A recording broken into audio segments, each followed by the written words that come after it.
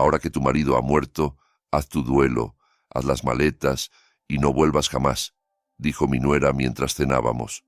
Mi hijo simplemente sonrió y asintió con la cabeza. De todos modos, esta casa nunca fue realmente tuya. Me marché sin pronunciar una palabra. Al día siguiente fui al banco y... Gracias por estar aquí. Acompáñame hasta el final de esta historia y comenta desde qué ciudad me estás viendo para saber hasta dónde ha llegado mi voz. El comedor se sentía extraño sin la presencia de Samuel. La mesa de caoba, que había sido testigo de incontables cenas familiares, ahora parecía demasiado grande, demasiado vacía, a pesar de que los tres seguíamos sentados alrededor de ella. Yo no dejaba de mirar la silla vacía que había sido suya, esperando verlo allí con su sonrisa apacible y esa forma serena que tenía de estar presente. Había pasado exactamente una semana desde que enterramos a mi esposo, con quien compartí 32 años de vida. Una semana desde que estuve de pie frente a su tumba, sintiendo que la mitad de mi alma había sido arrancada. El dolor seguía pesando en mi pecho, volviendo cada respiración más difícil que la anterior. «Pásame las papas, Marta», dijo Romina con una voz tan afilada que podría haber cortado el silencio como vidrio. Mi nuera nunca me había hablado con calidez, pero esa noche había algo diferente. Algo más helado aún. Extendí la mano hacia la fuente, notando cómo mis dedos aún temblaban. El funeral me había agotado más de lo que pensaba. A mis 71 años creía haberme preparado para ese momento, pero nadie puede prepararse para el vacío que deja la ausencia definitiva. Eduardo, mi hijo de 43 años, estaba sentado entre nosotras como un árbitro que ya había tomado partido. No me había mirado ni una sola vez en toda la noche. Toda su atención estaba volcada en su esposa desde hacía 15 años. Ese hijo que de pequeño se metía en mi cama cuando tenía pesadillas, ahora no era capaz ni de sostenerme la mirada. «Fue un servicio precioso, ¿no les pareció?», intenté decir, buscando suavizar el silencio incómodo. «A tu padre le hubiera gustado ver cuánta gente asistió». Romina dejó el tenedor en el plato con una precisión milimétrica. «¿Así? Bueno, en realidad eso es lo que tenemos que hablar contigo, Marta». Algo en su tono me hizo un nudo en el estómago. Miré de ella a Eduardo, buscando algún atisbo de afecto, algo que demostrara la conexión que debería haber entre familiares que acaban de compartir una pérdida. Pero no encontré más que cálculo frío en los ojos de Romina y evasión vergonzosa en los de mi hijo. «¿De qué estás hablando?», pregunté, aunque una parte de mí ya temía la respuesta. Romina se enderezó en la silla, adoptando esa postura suya tan típica al emitir ultimátums. La había visto muchas veces, normalmente cuando explicaba por qué Eduardo no podía visitarme tan seguido, o cuando decía que era momento de cambiar ciertas costumbres familiares para adaptarlas a su conveniencia. «Eduardo y yo hemos estado hablando», comenzó con esa dulzura falsa que usaba cuando quería algo. «Ahora que Samuel ya no está, esta casa es demasiado para ti sola». Parpadeé confundida. «¿Demasiado? Llevo más de 30 años cuidando esta casa. Conozco cada tabla que cruje y cada grifo caprichoso. Y ese es exactamente el problema», continuó ella, dejando entrever su verdadera intención. «No te estás haciendo más joven, Marta. Y mantener una casa de este tamaño cuesta dinero. Eduardo y yo creemos que sería mejor que te mudaras a un lugar más adecuado». Sus palabras me golpearon como una bofetada. Mudarse. Esta era mi casa. Samuel y yo habíamos construido aquí nuestra vida. Eduardo creció entre estas paredes. Por fin, él habló. Su voz era apenas un murmullo. «Mamá, Romina tiene razón. Solo el mantenimiento va a ser una carga enorme para ti». «No estoy inválida, Eduardo», le respondí, sintiendo cómo mi voz se quebraba. «Y esta casa, tu padre y yo ahorramos durante años para poder comprarla. Cada rincón guarda un recuerdo». La expresión de Romina se endureció. «Los recuerdos no pagan las facturas, ni el agua, ni el impuesto inmobiliario. Sé práctica, Marta». La miré, a esa mujer que llevaba 15 años empujándome lentamente fuera de la vida de mi hijo, la misma que convenció a Eduardo de que las cenas de domingo eran una carga y que las visitas navideñas debían repartirse entre familias, lo que siempre terminaba significando más tiempo con sus parientes. «¿Qué es lo que estás sugiriendo exactamente?», pregunté, aunque el hielo ya empezaba a formarse en mi interior. «Pensamos que podrías buscar alguna de esas comunidades para personas mayores», dijo ella con un tono que pretendía parecer considerado. «Lugares con actividades, gente de tu edad. Sería mucho mejor para ti que estar sola en esta casa grande y vacía». Miré a Eduardo, buscando desesperadamente alguna señal de desacuerdo, algo que me dijera que no estaba completamente sola. «¿De verdad crees que debo vender la casa donde creciste, donde tu padre y yo...?» «Tiene sentido, mamá», me interrumpió, sin alzar la vista. «Y, siendo honestos, Romina y yo podríamos aprovechar el espacio. Hemos estado pensando en agrandar la familia y esta casa tiene mucho potencial». El verdadero motivo se deslizó como una ola helada sobre mí. No solo querían que me fuera, querían mi casa. La casa que Samuel y yo habíamos restaurado con amor, cuarto por cuarto, durante 3 décadas. «Ahora que el suegro murió, vive tu duelo, haz las maletas y no vuelvas jamás». La voz de Romina se despojó de toda cortesía, mostrando su verdadero rostro sin la máscara social. Pronunció la palabra suegro, como si hablara de un mueble viejo que había que sacar de casa, como si Samuel hubiese sido poco más que un estorbo que, al fin, había desaparecido. Eduardo levantó la mirada entonces, y durante un breve instante creí ver en sus ojos algo parecido a la duda. Tal vez culpa, tal vez solo el reflejo de mi propia desesperación. Pero fue fugaz. Enseguida sonrió y asintió. «Tienes razón, mamá. Esta casa era de papá, y ahora es mía. Tú solo estabas viviendo aquí». El suelo pareció ceder bajo mis pies. ¿Solo estaba viviendo aquí? 32 años de matrimonio, de vida compartida, de recuerdos construidos pared por pared, ¿eran ahora reducidos a un simple alquiler informal? Me quedé en silencio unos segundos. Sentí que el aire se volvía denso, como si cada palabra de mi hijo fuese una piedra más sobre mi pecho. Cuando al fin hablé, mi voz salió más firme de lo que esperaba, pero por dentro algo se quebraba. «Ya veo», dije con calma, aunque mis entrañas ardían. «Necesitaré algo de tiempo para organizarme». 2 semanas, me interrumpió Romina con una frialdad aterradora. «Eso debería ser más que suficiente para encontrar otro lugar y contratar a unos mudanceros». 2 semanas, ni 2 meses, ni un tiempo razonable para hacer duelo o despedirme del hogar donde envejecí con el hombre que amé. 2 semanas para desmontar una vida entera. Eduardo me miró por fin, directamente, y lo que vi fue aún peor que el rechazo. Indiferencia, completamente ajeno a mi dolor, como si me estuviera pidiendo que cambiara un florero de sitio. «Es lo mejor, mamá», dijo, casi convenciéndose a sí mismo. «Ya lo verás».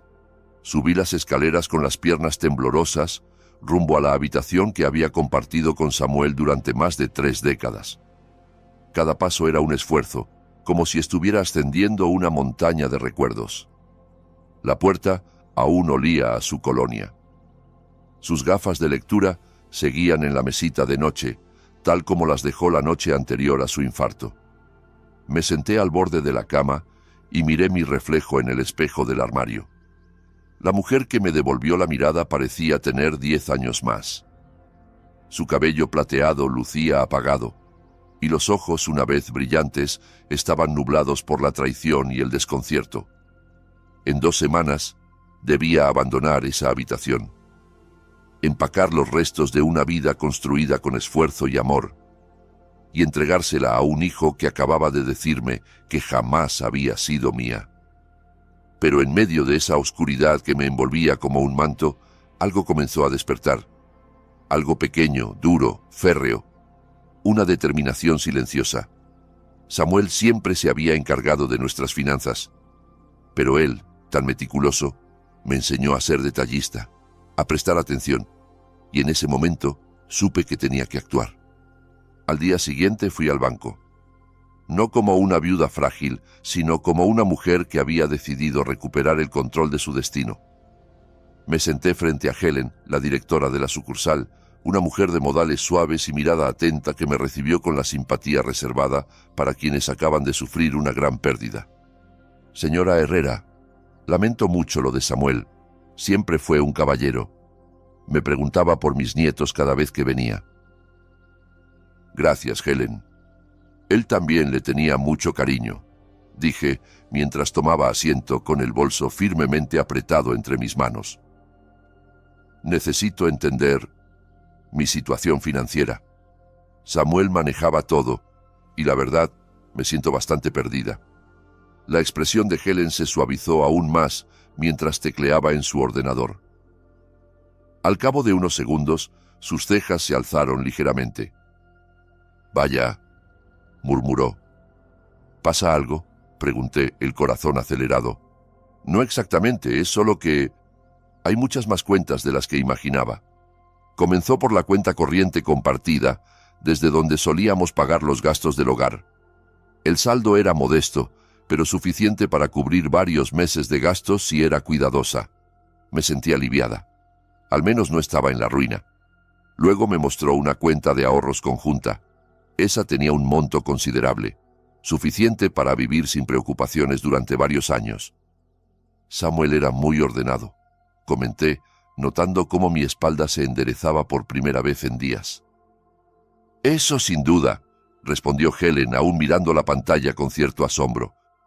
Pero hay más. Varias cuentas adicionales. Algunas están solo a su nombre, señora Herrera. ¿A mi nombre?, pregunté sin comprender. Eso no puede ser. Samuel manejaba todo. Helen tecleó con rapidez. Según los registros, hay 4 cuentas adicionales. 2 depósitos a plazo fijo, una cuenta de inversión y, esto es interesante, una cuenta fiduciaria establecida hace 5 años. Sentí que todo giraba a mi alrededor. No entendía nada. Samuel nunca mencionó estas cuentas. ¿Por qué habría de esconderme algo así? ¿Podría contarme más sobre esas cuentas?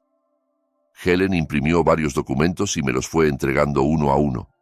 Las cifras eran impactantes, montos que no se explicaban como simples ahorros por si acaso.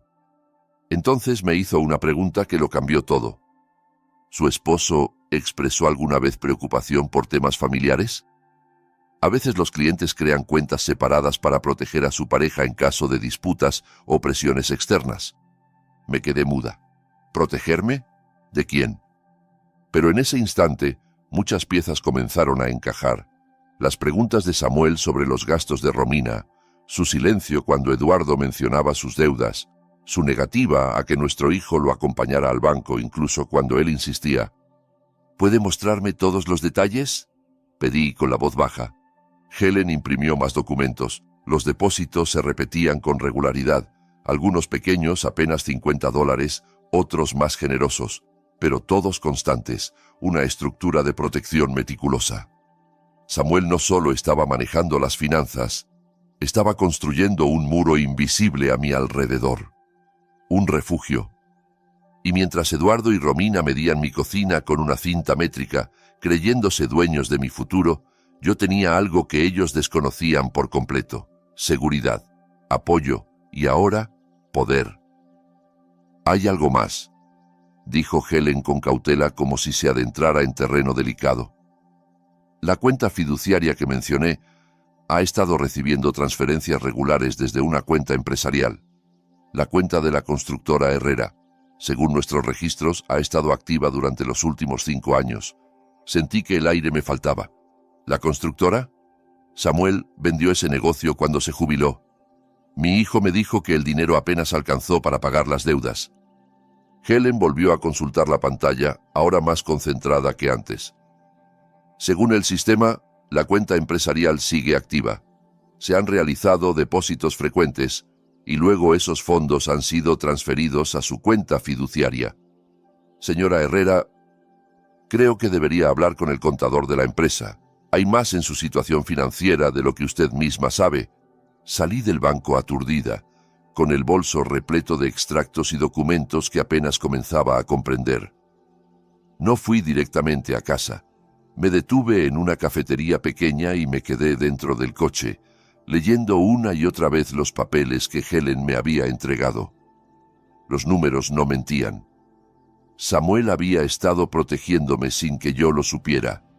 Cada cuenta, cada inversión, cada transferencia estaba diseñada para garantizar que, pasara lo que pasara, yo nunca quedara a merced de nadie.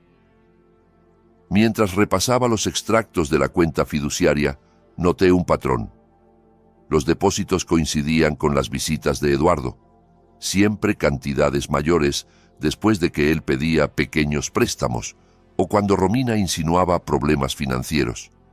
Samuel sí les había prestado dinero, pero también se aseguraba de guardar una cantidad igual o mayor para mí, como si ya intuyera que algún día necesitaría estar sola y protegida.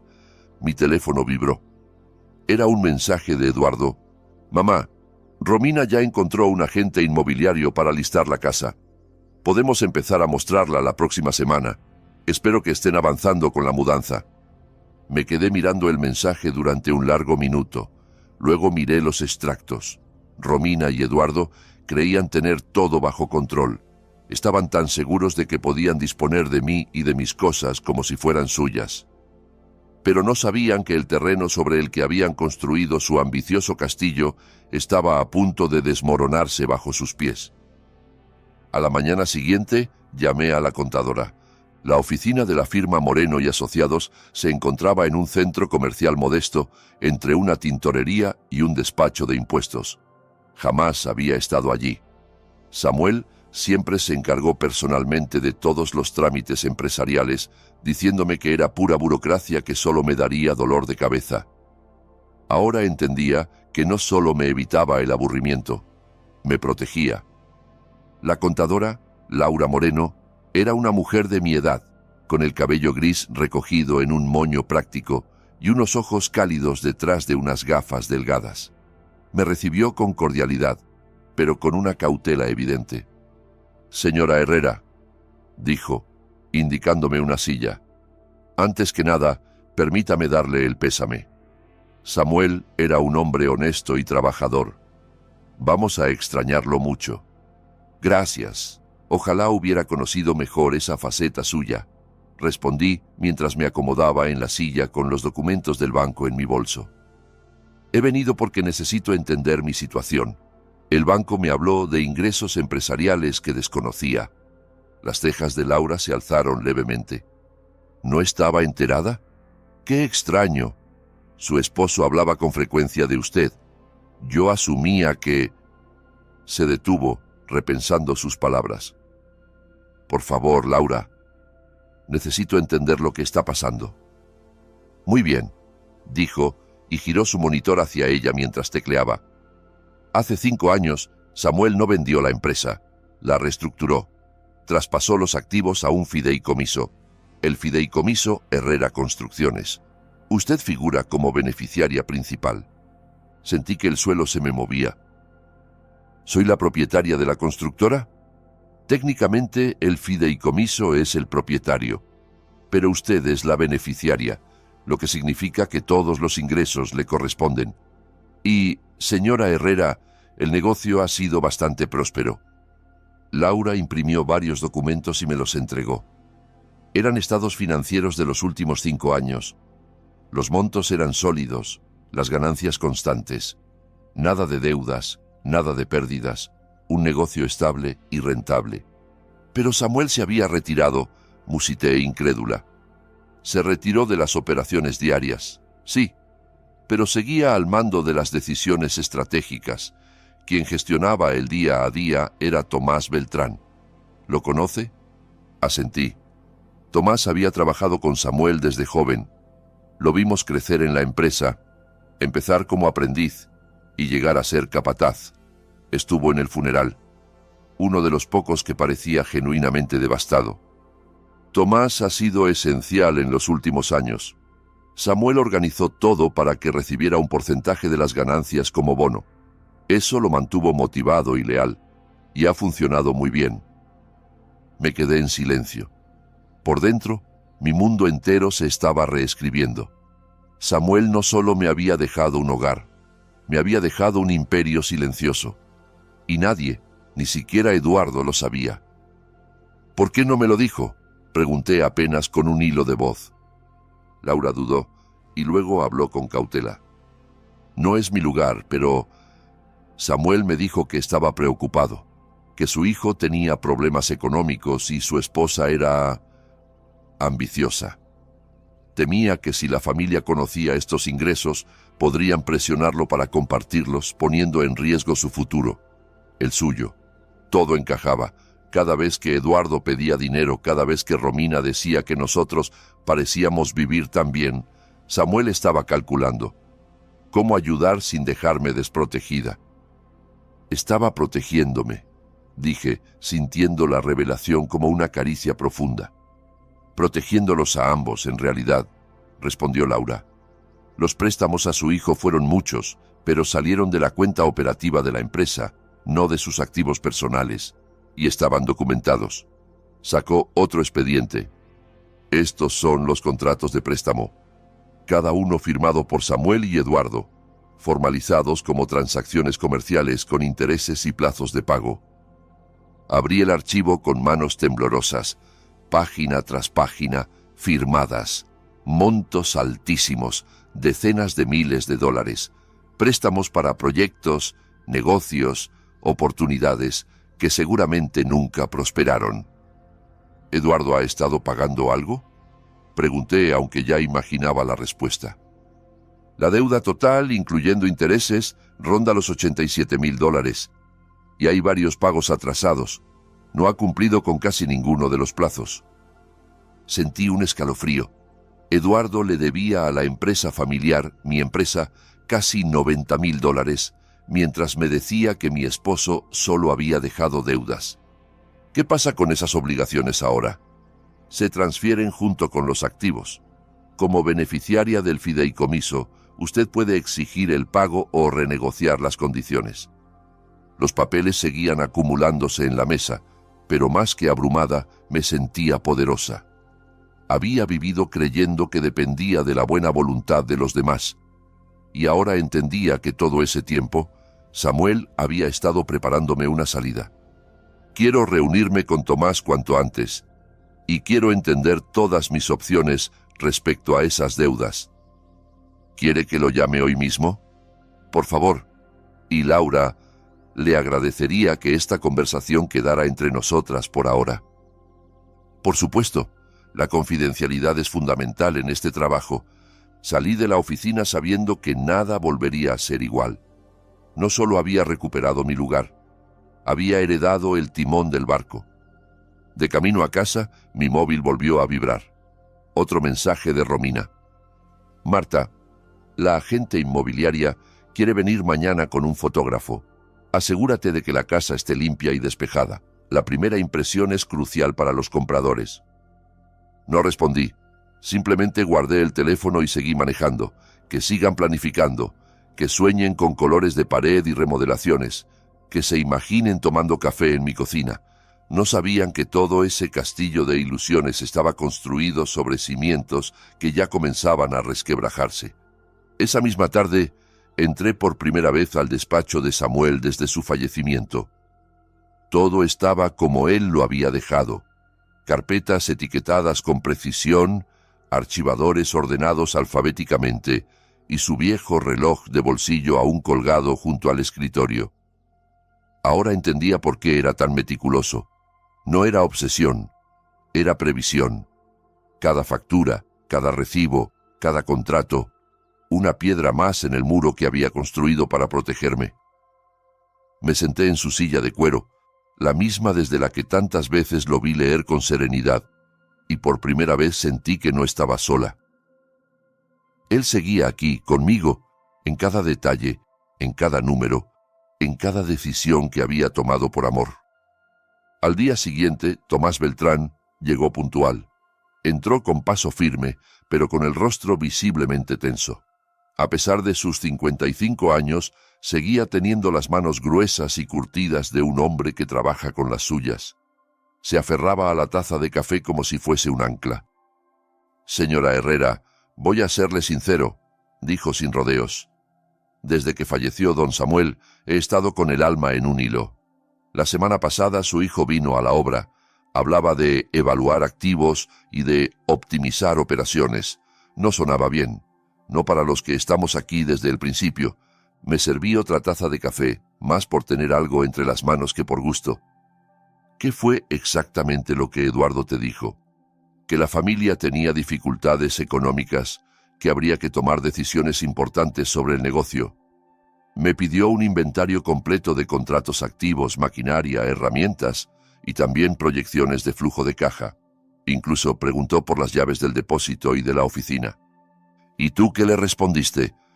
«Que solo obedecería órdenes de quien tuviera la autoridad legal. Samuel me dejó claro que si algún día él faltaba, debía esperar instrucciones formales. Y nunca mencionó que ese alguien fuera Eduardo». Lo miré con agradecimiento. Samuel lo había previsto todo, incluso esto. Tomás no solo era un empleado leal, era un guardián, el último eslabón del plan de protección que mi marido había armado en silencio. «Tomás», le dije, «tengo que compartirte algo, pero necesito que me prometas absoluta discreción por ahora». «Cuenta con eso, señora. Tiene mi palabra». Extendí los documentos que Laura me había entregado. El fideicomiso, los estados financieros, las transferencias, todo. Tomás leyó en silencio durante varios minutos. Cuando terminó, levantó la vista y sus ojos estaban brillantes. «Con permiso, pero... maldita sea. Perdón, señora. Es que don Samuel siempre iba 3 pasos adelante. Sí, y según todo esto, el negocio ha estado muy bien bajo tu administración». Se le asomó una sonrisa tímida. «Hemos trabajado duro, clientes leales, calidad en el trabajo, precios justos. Eso fue lo que él me enseñó. Más vale una docena de clientes que vuelvan que una fortuna de uno solo que se vaya». Eso decía siempre. «Y ahora necesito que sigas exactamente igual, pero también necesito que me digas algo, con total honestidad. ¿Eduardo sabe cuánto dinero ha pasado realmente por la empresa?» Tomás guardó silencio un momento, como calculando cada palabra. «Sabe que es más de lo que ustedes aparentaban en casa, pero no creo que tenga ni idea del total. Don Samuel siempre fue muy cuidadoso para no mezclar lo familiar con lo empresarial, al menos en papel». «¿Qué quieres decir?» «Que cuando su hijo pedía ayuda, él le decía que la empresa andaba justa, que no había margen, pero al final siempre buscaba cómo ayudarlo. Pero lo hacía como préstamo, con documentos, intereses. Tengo mis propios registros, señora Herrera. Es una costumbre que don Samuel me inculcó. Según mis notas, Eduardo ha recibido en total unos $93,000 en 5 años. Me quedé helada, incluso más de lo que Laura había calculado. ¿Pagos? ¿O préstamos? En papel, préstamos. Pero él nunca hizo cumplir los plazos. Eduardo dejó de pagar, y don Samuel no decía nada. Así que ahora su hijo actúa como si no debiera nada». Y justo en ese instante, como invocado por la conversación, escuchamos el portazo de un coche. A través de la ventana de la cocina, vi el Honda gris de Eduardo estacionado justo detrás de la camioneta de Tomás. «Es mi hijo», dije en voz baja. «No quiero que sepa que estamos hablando de negocios». Tomás asintió. Recogió los papeles con rapidez y los guardó. «Lo que decida, señora, cuenta conmigo». Eduardo entró sin tocar la puerta, un gesto que a Samuel siempre le molestó, pero al que yo ya me había resignado. Llevaba la misma actitud altiva de siempre, como si nada pudiera sorprenderlo. «Buenos días, mamá», dijo sin prestarme demasiada atención. No esperaba encontrar visitas. Tomás vino a ver cómo estaba. Siempre ha sido muy considerado. «Ajá», murmuró Eduardo, ya escaneando la cocina con la mirada, como evaluando su futura remodelación. «En realidad, Tomás, me alegra que estés aquí. Tenemos que hablar sobre el negocio familiar. Tomás adoptó una expresión neutra. ¿Ah, sí? Con papá fuera, es hora de hacer cambios. La familia necesita tomar decisiones prácticas sobre los activos y las responsabilidades. Yo observaba la escena fascinada. Eduardo se sentía seguro, en control, como si estuviera cerrando un trato rutinario. No sabía que estaba a punto de estrellarse con una pared invisible. ¿Qué tipo de cambios?, preguntó Tomás con tono firme. Veremos si conviene continuar con la empresa o liquidar activos. Es cuestión de evaluar. ¿Y quién va a tomar esas decisiones? Eduardo vaciló. La familia, por supuesto. Yo me encargaré de los asuntos comerciales de papá. Ah, sí, repitió Tomás con una leve inclinación de cabeza. ¿Y tiene usted autorización legal para acceder a las cuentas de Herrera Construcciones? Eduardo se tensó, pero intentó mantener la compostura. Soy el hijo y heredero. Es lógico que... Entonces tendrá los documentos pertinentes, ¿no? La cocina quedó en un silencio tan denso como plomo. Eduardo se enrojeció, cruzando la línea entre la seguridad y el desconcierto. Mamá, por favor, explícale a Tomás que yo estoy al mando ahora. Lo miré, serena. Lo vi por lo que era. Un adulto que confundía derecho con propiedad, que confundía amor con obligación. Y respondí con firmeza. En realidad, Eduardo, Tomás tiene razón. Tu padre era muy cuidadoso. Todo debe hacerse como corresponde. Legalmente. Vi cómo la seguridad comenzaba a resquebrajarse en su rostro, y en ese instante sentí algo que no había sentido en años. Poder. La llamada llegó a las 7 en punto de la mañana, 3 días después de aquel tenso encuentro en mi cocina. Lo supe apenas vi el número en la pantalla. Venía. Cuando una persona está acostumbrada a imponer su voluntad sin que nadie le lleve la contraria, cualquier obstáculo se percibe como una traición. Mamá, tenemos que hablar. Ahora, Romina y yo iremos para allá. ¿Tan temprano? ¿No pueden esperar un poco más? Number, esto no puede esperar. Llegamos en 20 minutos. No alcancé ni a responder. La línea se cortó de inmediato. Me tomé mi tiempo para vestirme. Elegí con calma el vestido azul marino que a Samuel le encantaba, el que decía que me hacía ver firme, pero elegante. Si aquello iba a ser una confrontación, la iba a enfrentar con la dignidad que me quedaba. Llegaron puntuales. Romina fue la primera en subir los escalones del porche, con sus tacones golpeando como martillazos y ese bolso de marca apretado contra el pecho, como si llevara dentro una pistola legal. Wade la siguió, con el rostro serio, las manos metidas en los bolsillos y la mirada esquiva. Entraron sin esperar invitación, colocándose en el centro de la sala, entre mí y la puerta, como si quisieran acorralarme simbólicamente. Una táctica burda, intimidación emocional. Mamá, no entiendo a qué estás jugando, empezó Eduardo con un tono contenido, de esos que anticipan una explosión. Tomás me llamó ayer. Dijo que no puede darme acceso a la información del negocio sin autorización. ¿Qué le dijiste? Me senté en el sillón de Samuel, el de respaldo firme, junto a la ventana. Desde allí, siempre se sentía dueño de la sala. Ahora me tocaba a mí ocupar su lugar. Le dije que se ciñera a los procedimientos. Tu padre lo habría esperado así. ¿Procedimientos?, intervino Romina ya alterada. Wade es el hijo, el heredero. ¿Qué otra autorización necesita?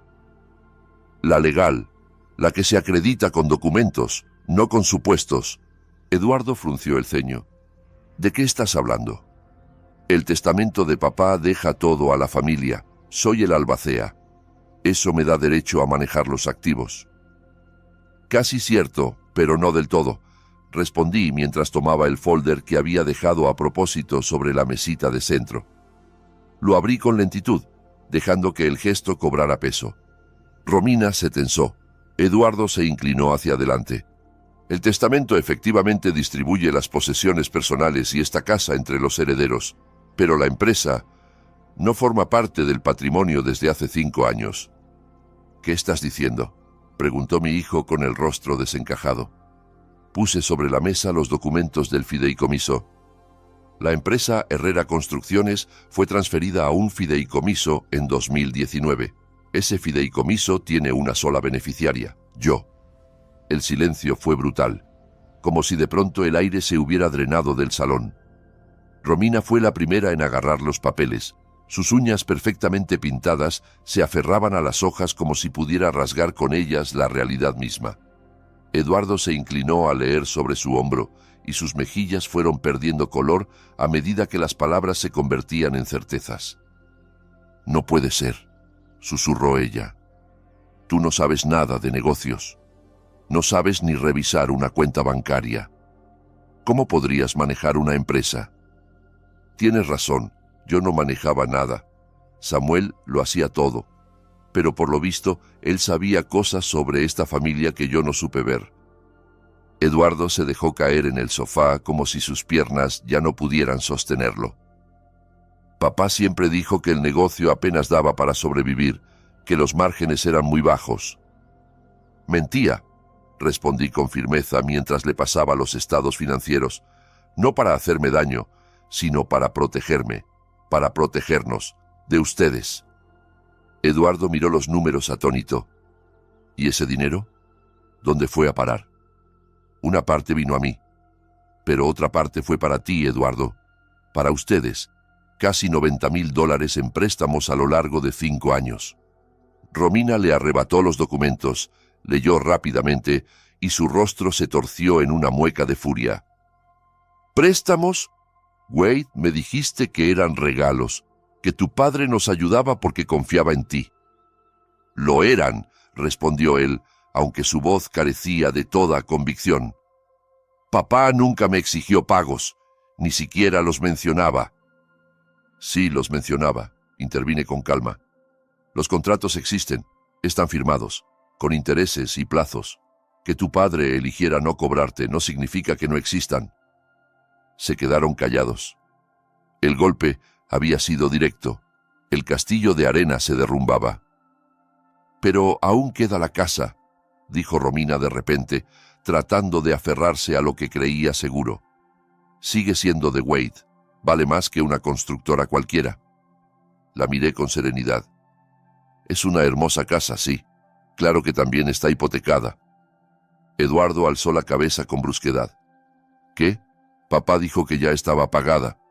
«Lo estaba, pero hace 18 meses tomó un préstamo hipotecario por $350,000 y transfirió esos fondos al fideicomiso de la empresa, a mi fideicomiso. Lo encontré ayer en su estudio archivado bajo una carpeta que decía «Fondos de emergencia». El rostro de Romina palideció hasta volverse casi ceniza. «Eso no es posible. Eso lo habríamos sabido. Nosotros tendríamos que haber firmado. Tu padre era el único propietario legal de la casa. Yo figuraba como cónyuge con derecho de supervivencia, pero no como copropietaria. No necesitó la firma de nadie». Eduardo seguía mirando los papeles como si no pudiera comprender lo que leía. ¿Por qué haría eso? ¿Por qué hipotecar la casa para meter ese dinero en el negocio? Y entonces, por primera vez, permití que mi voz se quebrara un poco, que mi emoción aflorara. Para protegerme, Eduardo, para asegurarse de que, cuando llegara el día, yo no quedara a merced de nadie, ni siquiera de ti. Mi hijo me miró y vi en su expresión un destello de humanidad, pero también vi el niño herido, el adolescente confundido, el adulto que nunca aprendió a recibir un no. Ya era tarde. «Esto no está terminado», escupió Romina al levantarse con los ojos enrojecidos por la rabia. «Vamos a pelear esto, vamos a impugnar todo. No puedes quedarte con todo, Marta». «Puedes intentarlo», respondí con calma, «pero todo lo que hizo tu suegro fue legal, documentado y respaldado por la contadora. Ya entregó copias a mi abogado. Buena suerte». Eduardo se detuvo en la puerta. Su mirada ya no era de rabia, sino de desconcierto y un dolor que no supe si era real o solo consecuencia de no haber ganado. «No lo entiendo, mamá. ¿Por qué nos haces esto?» Lo miré a los ojos. «No les estoy haciendo nada. Solo me estoy negando a que me lo hagan a mí». Y cerré la puerta, Después de que se fueron, me quedé sola en el silencio súbito de la casa. Mi casa. Por primera vez en décadas, sentí que el espacio me pertenecía sin condicionamientos, sin tener que pedir permiso, sin deberle nada a nadie. Era una paz extraña, pero profundamente reconfortante. Me recosté en el sofá, mirando al techo de madera que Samuel había barnizado con sus propias manos una primavera hace más de 20 años. Cerré los ojos y sentí algo que no había experimentado desde que era joven: libertad, autonomía pura. No tenía que pedir permiso, no tenía que justificarme, nadie más podía decidir por mí. 6 meses más tarde, estaba de pie en la terraza de mi nueva cabaña frente al mar. El sol de la mañana pintaba de dorado el horizonte del Pacífico, y las olas rompían con suavidad en las rocas bajo el acantilado. Ese sonido se había convertido en mi melodía diaria. Ya no escuchaba el crujido de los pisos antiguos, ni las voces frías de quienes querían echarme de mi hogar. Ahora escuchaba pájaros marinos, el viento entre los pinos y el silencio pleno de la tranquilidad conquistada. La cabaña en la costa de Mendoza era más pequeña, sí, pero era mía. Cada mueble, cada cuadro, cada rincón había sido elegido por mí, por primera vez en mi vida. Nadie opinó sobre la cortina del baño ni sobre qué platos usar. Descubrí con asombro que tenía muy buen gusto cuando nadie me interrumpía. La empresa Herrera Construcciones seguía prosperando bajo la gestión de Tomás. Me llamaba cada viernes por la tarde para contarme los avances, los nuevos contratos, y cada trimestre los beneficios se depositaban directamente en mi cuenta. Cumplí mi promesa de mantener la estructura tal como Samuel la había previsto. La estabilidad se volvió un valor en sí mismo, y todos los involucrados lo agradecían. La cabaña había sido una sorpresa incluso para mí. Buscando propiedades junto al mar, Laura Moreno encontró la escritura escondida entre los activos del fideicomiso. Samuel la había comprado en secreto 3 años antes, y en una nota manuscrita había escrito: «Para Marta, cuando por fin esté lista para el aire del mar y los días sin reloj». Incluso después de su muerte, seguía cuidándome. Esa mañana era especial. Mi abogado, Jaime Paredes, sin relación con la gerente del banco, venía a cerrar el último capítulo legal de todo lo ocurrido. Pese a su formalidad casi británica, se había convertido en un aliado invaluable durante los momentos más tensos. «Buenos días, Marta», dijo al sentarse en su sillón habitual, el que daba al ventanal con vista al mar. «Aquí está el acuerdo final para tu revisión». Vertí café de mi prensa francesa, otro pequeño ritual de libertad, y me senté frente a él. «¿Cómo lo tomaron?». «Como cabía esperar», respondió con una media sonrisa. El abogado de Eduardo intentó argumentar que los lazos familiares debían prevalecer sobre los contratos, pero la ley es muy clara, y más aún cuando hay tanto documento respaldando cada transacción. Me entregó los papeles. Tras 6 meses de idas y vueltas, Eduardo y Romina habían aceptado la realidad. Debían pagar la deuda. El acuerdo establecía un plan de pago de 8 años, cada mes, sin fallar. Intentaron incluir una cláusula de perdón familiar, añadió Jaime. Eduardo incluso rompió en llanto. Dijo que estás destruyendo la relación con tu único hijo por dinero. ¿Y qué le dijiste? Que yo no estaba para mediar emociones, sino para proteger tu patrimonio, aunque creo que añadí que la mayoría de las madres no necesitan demandar a sus hijos para cobrar deudas legítimas. Además, el acuerdo incluía una cláusula que me dejaba especialmente tranquila. Si incumplían con los pagos, la empresa tenía autorización para embargar su salario y colocar un gravamen sobre cualquier propiedad futura. Justicia, con previsión. «Hay algo más», dijo Jaime sacando un sobre. «Esto llegó ayer. Es una carta». La reconocí al instante. La caligrafía de Eduardo. El sobre no tenía adornos, solo mi nombre. Dentro, una hoja simple, escrita a mano.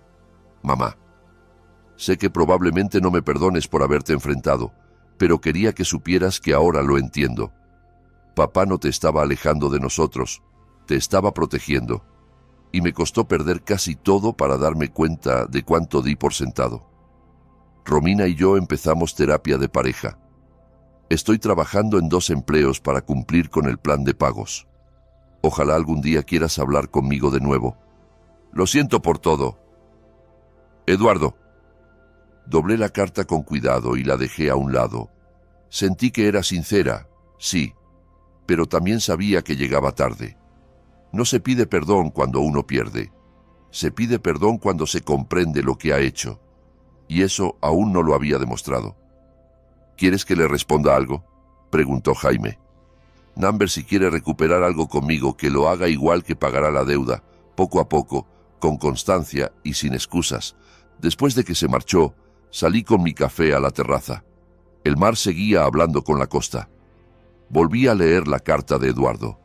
Sí, todavía había dolor. No solo por la pérdida de Samuel, sino por la pérdida de la familia que yo creía tener.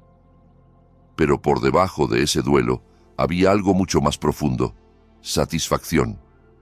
Me había defendido, había exigido respeto, y eso, a mi edad, era una victoria mucho mayor que cualquier herencia. Mi teléfono sonó. Era un número desconocido, pero algo en él me resultó familiar. ¿Sí? ¿Señora Herrera? Habla Lucía Moreno. Soy la hija de Laura. Espero que no le moleste que la llame. La recordaba. Enfermera, mencionada algunas veces por su madre. Claro que no, querida. ¿En qué puedo ayudarte? Mi madre me contó su historia.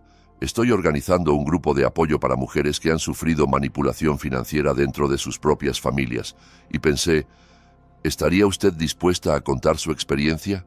Me sorprendió. No por la petición, sino porque nunca me había considerado ejemplo de nada. No sé si tengo algo que enseñar. Tiene más de lo que cree. Hay muchas mujeres que viven en silencio, que entregan su vida a una familia que no las respeta.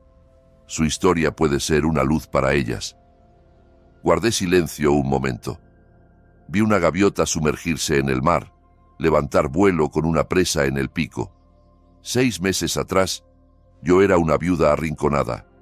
Hoy era libre. ¿Cuándo quieres que hable? ¿De verdad lo haría? Sí, pero no quiero hablar de venganza, ni de leyes. Quiero hablar de dignidad, de la diferencia entre amar y dejarse pisotear, de saber lo que vales, incluso cuando tu propia familia te dice lo contrario. Y quiero hablar del regalo más grande que me dejó Samuel, un futuro en mis propias manos. Colgamos con la promesa de vernos pronto, y supe que había encontrado algo más: propósito. Esa noche, como ya era costumbre, me senté en la terraza con una copa de vino y observé la puesta de sol. El cielo se tiñó de colores cálidos, como si el mundo también celebrara conmigo. El mar era mi música, la brisa, mi consuelo, y el silencio, mi nueva compañía. Ahora te pregunto a ti que escuchaste mi historia, ¿qué habrías hecho tú en mi lugar? ¿Alguna vez viviste algo parecido? Cuéntamelo en los comentarios. Y mientras tanto, te dejo en pantalla 2 relatos favoritos del canal. Estoy segura de que también te conmoverán. Gracias por haberme acompañado hasta aquí.